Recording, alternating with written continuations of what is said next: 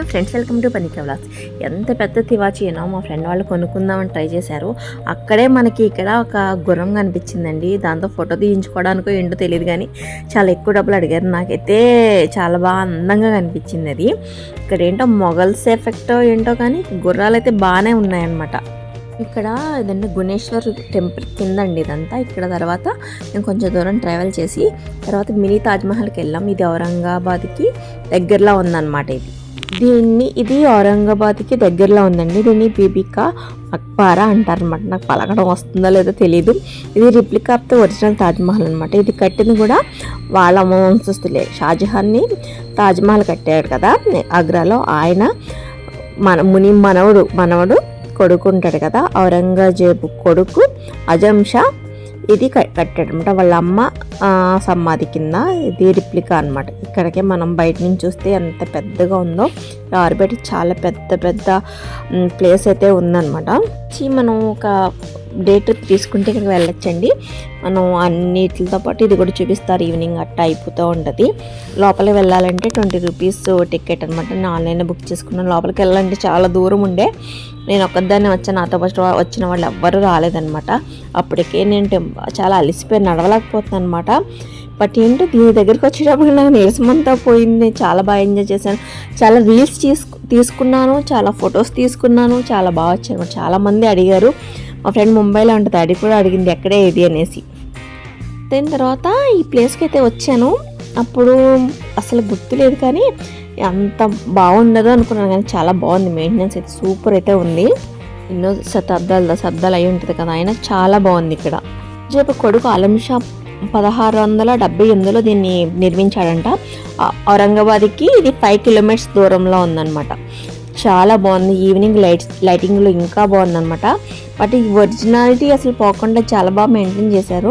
ఇప్పటికీ హెరిటేజ్ డిపార్ట్మెంట్కి, హార్టికల్చర్ డిపార్ట్మెంట్కి చాలా హ్యాట్సప్ చెప్పాలన్నమాట ఈ విషయంలో. ఎందుకంటే ఎంత బాగా మెయింటైన్ చేశారు. అప్పుడు నేను చూసినప్పుడు కంటే ఇప్పుడు చాలా బాగుందని గుర్తు. ఆల్మోస్ట్ చాలా ఇయర్స్ అయిపోయింది, అయినా చాలా బాగుందన్నమాట. ఇంకా చూస్తుంటే 4 వైపులో నేను వీడియో అయితే తీసుకున్నాను. ఇది చూస్తే చాలామంది ఉన్నారు అక్కడ కూర్చొని మంచిగా ఫొటోస్ వీడియోస్ చాలామంది తీసుకుంటున్నారు. నేను చాలా రీల్స్ తీసుకున్నాను. ఇక్కడ మెట్లు అయితే చాలా హైట్గా ఉన్నాయి. అప్పుడు మనుషులు అంత హైట్గా ఉండేవాళ్ళు ఏంటి, ఎలా ఎక్కేవాళ్ళు ఏమో నాకు అర్థం అవ్వలేదు, కానీ నాకు ఎక్కడైతే చాలా ఇబ్బంది అయిపోయింది. ఫైనల్గా పైకి వెళ్ళిన తర్వాత ఎక్కిన బాధ, నడిచిన బాధ అంతా పోయింది. ముందు నేను ఎంత అలసిపోయినా అంత బాధ పోయిందనమాట.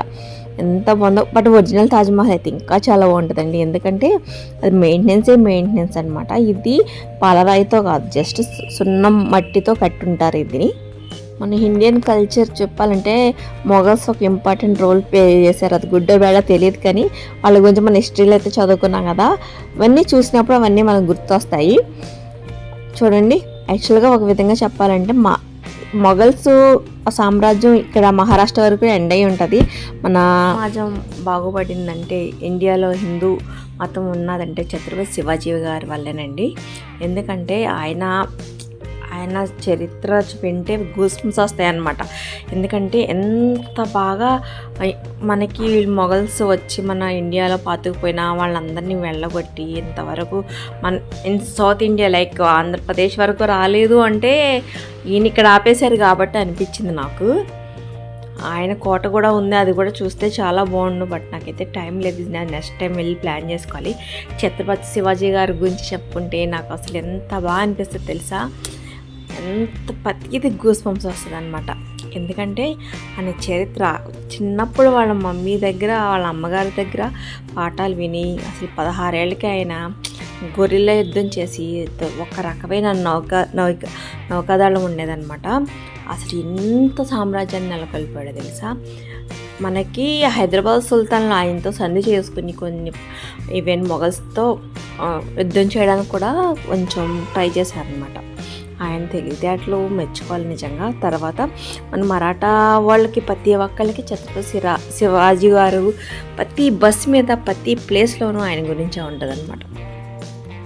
యాక్చువల్గా మనకి ఔరంగజేబు లాస్ట్ సమాధి కూడా ఇక్కడెక్కడ ఉందంటండి. మొన్న ఏదో ఒక న్యూస్లో వచ్చింది కదా, అది కూడా ప్రాబ్లం అయింది. బై ఫ్రెండ్స్, ఈ నెక్స్ట్ బ్లాగ్.